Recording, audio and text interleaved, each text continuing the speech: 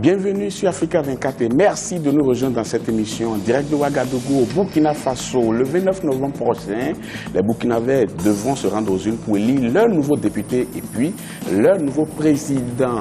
Double scrutin auquel Africa 24 s'est associé pour faire vivre à travers cette émission les thèmes majeurs de cette campagne électorale. Aujourd'hui, nouveau débat, nouveaux invités. Marie-Angèle, le thème du jour. Bienvenue chers téléspectateurs, nous allons parler de justice durant cette émission, car dire qu'au Burkina Faso les attentes sont grandes serait un euphémisme. La réforme de ce secteur, pilier de la démocratie, les grands dossiers en cours, les états généraux de la justice et celles réservées aux auteurs de putsch seront au centre de nos discussions. Les invités sont déjà sur ce plateau. Marie-Angèle, qui sont-ils? Bienvenue à vous, Mamadou Savadogo, vous êtes bâtonnier du Burkina Faso. Bonjour. Bienvenue à vous également, Carlos Toé, vous représentez le candidat Tahirou Barry. Oui, c'est ça. Bienvenue à vous, Karfa Nianou, vous êtes ancien secrétaire général du syndicat des magistrats. Oui, tout à fait. Bonjour. Enfin, un dernier bienvenue à vous, Monsieur Basile Guissou, vous représentez le candidat Roch Marc Christian Kaboré. Nos téléspectateurs aussi jouent un grand rôle, très important dans cette émission. Ils peuvent nous envoyer leurs réactions à travers une adresse bien précise. L'adresse est la suivante, burkina2015@africa24tv.com. Elle s'affiche au bas de votre écran. N'hésitez pas à l'instant même à nous envoyer vos questions, les questions que vous souhaitez poser par exemple aux personnes qui se trouvent sur ce plateau. Monsieur Nianou et tous les autres invités, soyez les bienvenus sur ce plateau. Pendant les dernières années quand même du régime Blaise Compaoré, on a beaucoup décrié la justice. Alors qu'on lui reprochait quoi concrètement, monsieur Nianou? Alors, merci bien. Je pense que le problème de la justice burkinabé est en tout cas connu des Burkinabés et des observateurs donc, de la situation politique au niveau du Burkina Faso. C'est quand même le déficit d'indépendance qu'on peut mettre au cœur donc, des reproches qu'on peut faire à la justice burkinabé. En fait, en réalité, la justice burkinabé n'arrivait pas véritablement à se départir principalement du politique. C'est-à-dire dans son fonctionnement et justement dans sa conception, on avait en toile de fond l'influence de l'exécutif sur le judiciaire. Et bien évidemment, lorsqu'on n'a pas assez d'indépendance pour appréhender les dossiers qui concernent tous les Burkinabés, lorsqu'on n'a pas une carrière qui puisse se dérouler, j'allais dire, en déconnexion avec les acteurs du pouvoir exécutif, lorsque justement on n'a pas les moyens nécessaires pour donc effectuer les missions qui sont dévolues au secteur de la justice, lesquels moyens doivent être accordés par le Parlement, avec bien évidemment la complicité de l'exécutif, bien évidemment on va aboutir à une situation où la justice burkinabé va être décriée. Donc la question de l'indépendance était au cœur, mais bien évidemment il y a des questions sous-jacentes telles que la question de la corruption du secteur de la justice, mais également les questions de fonctionnement quotidien telles que la lenteur de la justice et également l'incompréhension des questions de droit par les Burkinabés dans leur ensemble. Monsieur Guissou, d'après vos analyses et dans le programme du candidat que vous représentez sur ce plateau, Roch Marc Christian Kaboré, y a-t-il nécessité de réformer le secteur de la justice au Burkina Faso? Vous avez dit tantôt, hein, c'est la palissade. Je crois que de toute évidence, nous avons le Burkinabé moyen a un problème avec sa justice parce que ce n'est pas spontanément que vous verrez un Burkinabé dire qu'il peut recourir à la justice et espérer avoir gain de cause. Donc ça date de Balthusalem. Je pense que ça, c'est un des chantiers, les plus gros chantiers pour tout gouvernement qui va arriver au Burkina Faso à l'issue de nos élections présidentielles. Donc notre parti a comme souci premier, effectivement, de créer les conditions pour faire émerger une justice qui réconcilie les justiciables et l'appareil judiciaire. Parce que il a soulevé tantôt des questions d'indépendance, de corruption, de lenteur. Et je peux seulement ajouter qu'il ne faut pas que la réforme de la justice oublie que nous avons une histoire politique. Le Burkina Faso a une mémoire, a une expérience qu'il faut savoir exploiter pour pouvoir reconstruire la justice. Parce qu'il faut déconstruire et reconstruire. Voilà. Maître Savadogo, quand on parle de justice au Burkina Faso, il y a un thème qui revient souvent, ça a été encore le cas ici sur ce plateau, c'est indépendance. Alors comment ça se manifeste cette indépendance-là? Est-ce les juges qui font de la politique en même temps ou bien c'est le législateur qui n'a pas défini un cadre qui leur permet d'exister en toute indépendance? Je crois qu'il y a un double problème. Il y a d'abord un problème politique. Un problème politique qui lui-même est double. D'abord, il y a un problème au niveau du discours politique.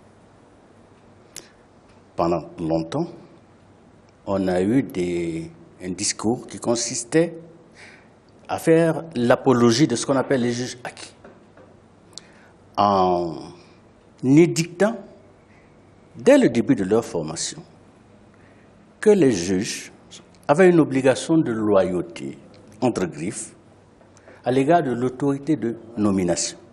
C'est ce qu'on enseigne à l'École nationale de magistrature. Et tout au long de leur carrière, les juges entendent ce discours-là. Ils entendent l'apologie des juges dits acquis. Les juges doivent se soumettre, et tant pis pour ceux qui ne se soumettent pas. Ce discours-là a fini par porter et par convaincre les juges qu'il ferait mieux de se soumettre.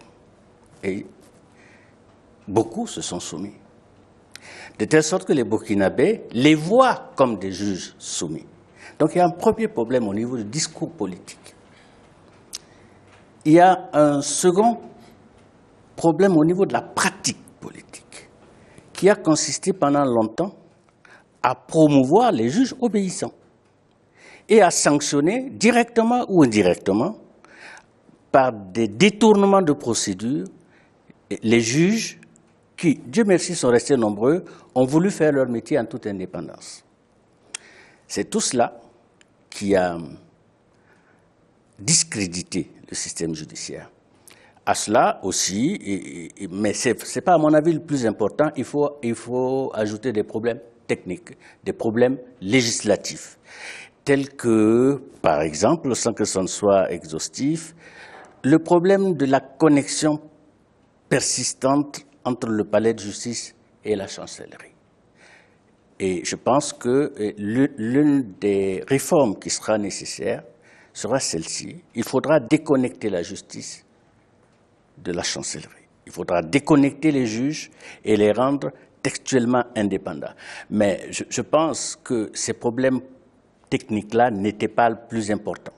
Le plus important, c'est que les juges, à la fin, avaient fini par croire qu'il valait mieux se soumettre. Monsieur Touré, Monsieur Savadougou vient d'affirmer effectivement que le discrédit a été lancé sur la justice burkinabé au fil des ans.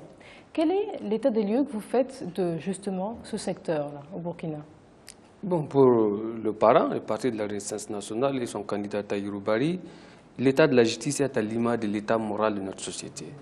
Il ne faut pas sortir la justice de l'ensemble de ce que nous vivons au sein de cette société, parce que la société elle-même a été trahie dans sa démarche vers sa quête du bonheur quotidien.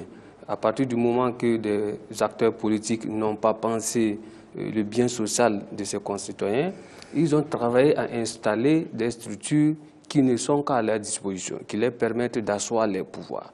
Donc la philosophie qui a permis l'installation de l'appareil judiciaire que nous connaissons d'aujourd'hui pose problème. Donc c'est une question de fond, à savoir est-ce qu'on parle de quelle justice, pour quels citoyens? Si c'est la justice pour les citoyens lambda, il faut comprendre que cela renvoie à des référents moraux. Et du coup, ces référents moraux-là, les citoyens burkinabés ne s'y retrouvent pas. C'est pourquoi nous parlons de renaissance nationale. Il faut renaître. C'est en fonction des valeurs qu'on juge les gens. Pas en fonction des valeurs importées, mais en fonction de ce qui caractérise l'individu qui fait sa particularité. Donc la justice est une question beaucoup plus sociale qu'une question technique et structurale. C'est une question de cohérence, d'installation de cohésion sociale.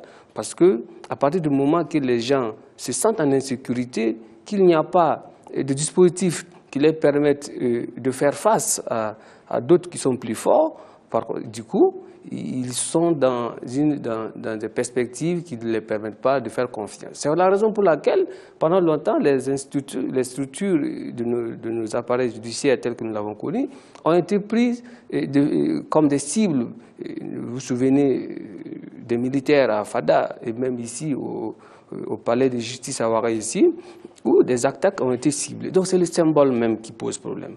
Au fin fond, le candidat Tahirou pense qu'il faut réformer la justice en la fondant sur nos valeurs et non importer aussi bien par l'architecture que les textes qui les accompagnent de dehors. Mais, monsieur Ignanou, vous êtes magistrat et vous ne devez pas être fier quand même de ce qu'on dit des magistrats dans ce pays. Maître Savadogo a évoqué quelques pistes. Il a parlé de l'apologie des juges acquis, il a parlé de la promotion des juges obéissants, il a parlé de cette loyauté que l'on enseigne à l'école. Alors, quel est l'effet le plus important en fait? Sur quoi vous vous basez surtout pour qu'on observe ce désamour aujourd'hui entre les justiciables et les juges que vous êtes? Alors, vous savez, effectivement, comme vous l'avez dit, on ne doit pas pouvoir être fier d'être, en tout cas, animateur de façon générale du secteur de la justice au Burkina Faso. Mais tout compte fait, ce qui importe, c'est beaucoup plus de faire en sorte qu'il y ait des acteurs qui, j'allais dire, se mettent en rang de combat contre les maux de la justice burkinabé. Je pense que ce qui est important, ce n'est pas d'être dans une situation, j'allais dire, de défaitiste et en tout cas comme si justement on ne peut rien contre l'état des lieux que nous venons de faire, mais c'est beaucoup plus de compter sur des acteurs qui peuvent aller à l'affront pour montrer en quoi effectivement, pour ne prendre qu'un pan de ce que Maître Savadogo a dit tantôt, comment faire en sorte pour déconnecter justement le secteur de la justice de l'exécutif. Parce que justement aujourd'hui, quels que soient les efforts que les acteurs à titre individuel vont faire, et un ministre de la Justice qui veut bien jouir de ses attributions, de ses prérogatives, donnera toujours des injonctions à ses procureurs généraux, à ses procureurs de Faso, et la justice ne sera pas dite. Vous avez un syndicat et justement, que vous avez dirigé d'ailleurs. Qu'est-ce que le syndicat a pu faire pour se déconnecter de cette tutelle? Alors, le syndicat est justement dans une logique de combat contre tout ce qui va à l'encontre de l'indépendance de la justice. Nous avons, et comme il a dit, été victimes justement en 2001 d'affectation sanctions. Nos militants ont été affectés à travers les différentes juridictions du Burkina Faso. C'est vrai que nous avons notre conviction, c'est que le magistrat burkinabé doit servir dans toutes les juridictions, mais il faut que l'affectation réponde à des normes très claires. Et justement, en 2001, ces affectations n'avaient pas répondu aux règles minimales en termes de respect de l'architecture au niveau du Burkina Faso. Et nous avons été contre cela. Et nous sommes toujours également prononcés contre cette théorie ou la théorisation autour donc des juges acquis. Je pense que tous les invités ici présents reconnaîtront que notre organisation syndicale s'est toujours battue et se bat toujours contre justement les intrusions. Est-ce que vous êtes vraiment battu? On va poser la question à nos invités sur le plateau tout à l'heure. Mais avant, pour aller plus au fond, on va voir un élément d'illustration, Marie-Angèle. Pour effectivement savoir ce que rendre la justice implique au Burkina Faso. Est-elle libre? Est-elle impartiale? Le pouvoir judiciaire joue-t-il tout de même son rôle? Doit-il faire peau neuve, comme le réclament certains? Qu'est-ce que les Burkinabés attendent réellement de leurs tribunaux? Élément de réponse dans ce reportage signé Wendiam Valentin Compaoré, notre correspondant sur place. Le Burkina Faso pourra-t-il réformer sa justice? La question se pose avec la tenue du 24 au 28 mars 2015 des États généraux de la justice. Des États généraux qui ont réuni plus de 2000 participants de différents secteurs dont des acteurs de la vie sociale, politique et économique. De ces États généraux est né le pacte national pour le renouveau de la justice. Objectif, tracer les sillons d'une justice forte, pilier d'une bonne gouvernance. Ce pacte, comme son nom l'indique, présentera une série d'engagements auxquels vont se soumettre les autorités burkinabées et plus particulièrement les acteurs de la justice et des droits humains face à la nation. C'est pourquoi nous voulons en même temps prendre à témoin un échantillon des forces vives burkinabées en les invitant à s'inscrire comme co-signataires du pacte aux côtés des autorités burkinabées. Plusieurs mois après la tenue de ces États généraux de la justice, des décisions judiciaires continuent de défrayer la chronique. À titre d'exemple, le procès Ousmane Guiro du nom de l'ancien directeur général des douanes poursuivi pour enrichissement illicite. Après 3 jours de bataille judiciaire, la chambre criminelle a déclaré l'ex-directeur général des douanes coupable de faits de corruption sur la somme de 900 millions de francs CFA, le condamnant ainsi à 2 ans de prison avec sursis. En somme, la justice burkinabé semble être incomprise. Il faut que nous dévalorisons aussi les peines. Parce qu'il se pose un problème aujourd'hui que quand vous dénoncez même un délinquant, au bout de 3 à 4 mois, vous retrouvez le même délinquant, votre voisin, à côté, et vous avez même peur. Pour ce magistrat, le juge n'a qu'une seule boussole qui est la loi. Nous ne pouvons pas empêcher aux citoyens de manifester leur colère, de faire des pressions quelconques, mais il appartient au juge à chaque fois d'avoir son serment à l'esprit. Vous savez que, j'allais parler comme certains théoriciens ont dit que la mission de juger, c'est comme si vous étiez investi d'une mission divine sur terre. Sur une population d'environ 18 millions d'habitants, le pays ne compte que 2 cours d'appel et 26 tribunaux de grande instance. Aussi, la justice est-elle fortement attendue sur les dossiers Norbert Zongo et Thomas Sankara, dossiers qui ont valu à l'ancien régime déchu de Blaise Compaoré des critiques acerbes de la part des défenseurs des droits de l'homme. Monsieur Guissou, on a placé beaucoup d'espoir quand même en ces états généraux de la justice, mais à l'arrivée, est-ce que la montagne a accouché d'une souris ou bien les fruits ont tenu la promesse des fleurs? Je pense que quelqu'un l'a dit tantôt ici, on ne va pas demander à une société de produire ce qu'elle n'a pas elle-même donné les moyens de produire.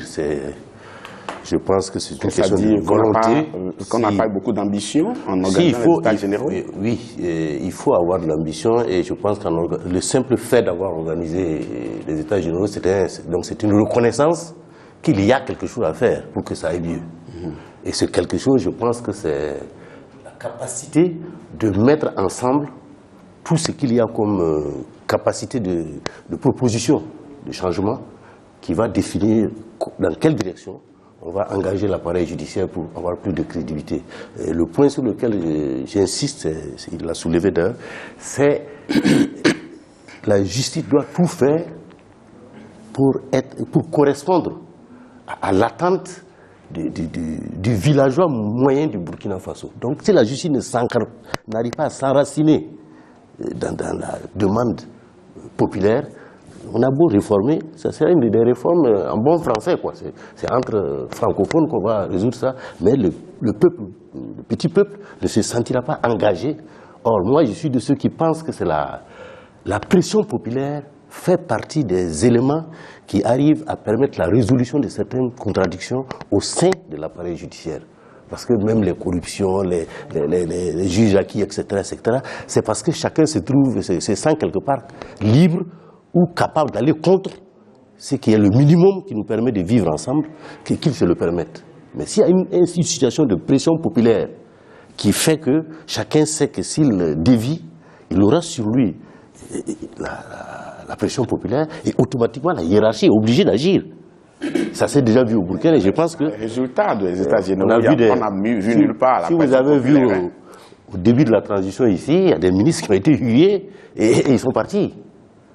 Donc le plus rien ne sera comme avant, là, c'est une réalité avec laquelle n'importe quel régime du Burkina Faso devrait apprendre à vivre. Voilà. Monsieur Savadougou, plus de 2000 personnes ont participé à ces états généraux de la justice. Mais est-ce que ces états généraux ont véritablement posé de nouvelles bases? Est-ce qu'on a senti l'avant et l'après états généraux de la justice au Burkina Faso? On ne pouvait pas le sentir. Parce que je pense qu'il faut prendre les états généraux comme le début d'un nouveau discours qui prend le contre-pied de l'ancien discours, qui dit exactement le contraire, qui dit les juges doivent être indépendants, et les juges doivent s'engager à se battre pour leur indépendance, et tous les autres acteurs sociaux doivent concourir à l'indépendance de la justice et à la lutte participer à la lutte contre la corruption. C'est le début d'un nouveau discours et dans ce sens-là, c'est bien. Je pense que les états généraux sont une étape importante et positive. Après, ce n'est pas le lendemain que les juges seront indépendants. Combien de temps après? Alors, c'est un processus. C'est un processus. Dans le fond, ça pouvait être les états généraux, ça pouvait être autre chose. Mais il était important de changer le discours. Pour que la justice devienne indépendante, c'est vraiment pas compliqué. Il suffit d'appliquer la loi. Pour qu'on rende la justice, on n'a pas besoin forcément de grandes messes. Il suffit à chaque fois de laisser les juges dire la loi. Mais c'est ça, au contraire, le plus compliqué, justement, dans l'histoire. Non, c'est pas compliqué que les juges disent... si les juges sont sans pression, si les juges n'entendent pas un discours qui les amène à renoncer à l'obligation de loyauté qui les fait obéir à tout bout de champ. S'ils intègrent... Là, vous dédouanez les juges. Hein. Non, je ne les dédouane pas. D'ailleurs, je dirais un mot là-dessus. Mais ce que je veux dire, si les juges intègrent un devoir d'indépendance dans leur esprit, parce que je vous dis, c'est dans l'esprit que ça se passe. L'indépendance des juges, c'est dans leur esprit. S'ils se disent... j'ai non pas un devoir de loyauté envers qui que ce soit, je tiens mon pouvoir de la Constitution et non pas de quiconque d'autre. J'ai par contre un devoir d'ingratitude envers ceux qui m'ont nommé. Je dois avoir ce devoir-là. Ça commence par un discours politique. Après, appliquer la loi tous les jours, les juges savent bien faire ça. C'est dans leur tête qu'il y a le problème. Et le problème a été introduit, le problème de l'indépendance a été introduit dans leur tête par le discours politique. Donc, moi, je suis peut-être que ce n'était pas des états généraux qu'il faut faire, peu m'importe, mais moi, je note avec satisfaction que les états généraux sont le début d'un nouveau discours politique. Après, on va regarder dans les faits si ce discours a des effets, si le pouvoir politique met en pratique ce discours d'indépendance qu'on a énoncé aux états généraux. Monsieur Toé, les États généraux ont accouché, entre autres, d'un pacte national pour la réforme de la justice, pour être plus précis, accouché d'un pacte national pour le renouveau de la justice. Mais la question qui se pose, qu'est-ce que vous pensez de ce pacte-là, concrètement? Non, nous avons dit dès le début de cette histoire-là qu'il fallait... La justice est une question beaucoup plus de raison. Alors que les États généraux ont été beaucoup plus l'expression d'une passion. On a voulu donner rapidement satisfaction aux insurgés, donc on a balancé quelque chose comme si on faisait quelque chose. Pourquoi? Parce que quand vous regardez la manière dont cela a été rapidement fait, vous voulez dire? Ça a été expéditif. Il faut avoir le courage intellectuel de le dire, parce que vous ne pouvez pas, après un demi-siècle d'indépendance, faire les États-Unis, même s'il y a eu des précédents, et en moins de 3 mois, prendre la décision et l'exécuter. Il fallait un travail social de base, remonter dans les villages, les comprendre, les écouter pour comprendre quels sont leurs problèmes par rapport à la justice. Avant de remonter, faire une synthèse et de proposer maintenant une table ronde au niveau central pour trouver une bonne position. Mais ça n'a pas été fait comme ça. On a rassemblé des professionnels, des juristes par-ci par-là, et on les a rassemblés dans une salle, et puis on a dit voilà, le problème c'est la corruption, c'est l'intégrité, c'est l'indépendance, mais tout le monde connaît ça, c'est partout, c'est universel. Mais comme il est dit, ça va de pourrait en être autrement, vu la pression qu'on avait. Nous devons avoir le courage de nous trouver nous-mêmes les mécanismes de décider ce que nous devrons faire. Oui. Pas sous la pression, vouloir satisfaire coûte que coûte ceux qui vous mettent la pression. Ça, c'est une question de personnalité. Mais qui sont ceux qui mettaient la pression? Mais ceux qui peuvent demander. Mais je pense que ce n'est pas la société, ce n'est pas le paysan de Falankoutou ou bien de Thomas qui a demandé à l'exécutif de faire un état général. C'est pas ça. Ce sont ces organisations de la société civile qui ont fait des revendications, qui ont posé le problème. Et le gouvernement de la transition, étant dominant sous couvert de la société civile, a cédé. Là, vous mettez le doigt sur un autre problème. Le parti de la Renaissance, c'est un parti de vérité, tout le monde connaît, et ça, on le dit.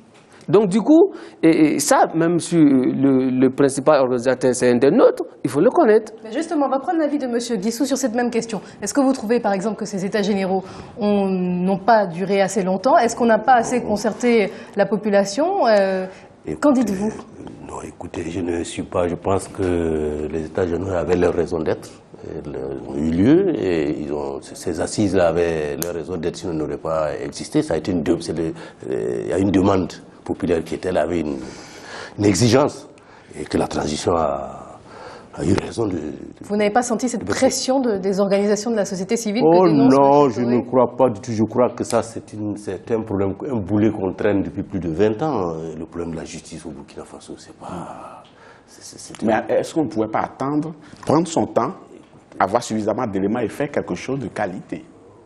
Bon, c'est relatif, la qualité. C'est tellement relatif que je vous dirais que il n'est même pas exclu qu'on ait à refaire d'autres états généraux. Comme j'ai dit, c'est une question de volonté politique. Moi, je pense que c'est la gouvernance politique qui va décider de l'issue des résultats de la mise en œuvre ou pas du pacte national et de la façon de la mettre en œuvre. Même dans la mise en œuvre, on peut associer tous ceux qui estiment qu'ils ont été marginalisés avant ces assises-là. On peut encore, on est ensemble ici, je pense que c'est le vouloir vivre ensemble qui fonde la société.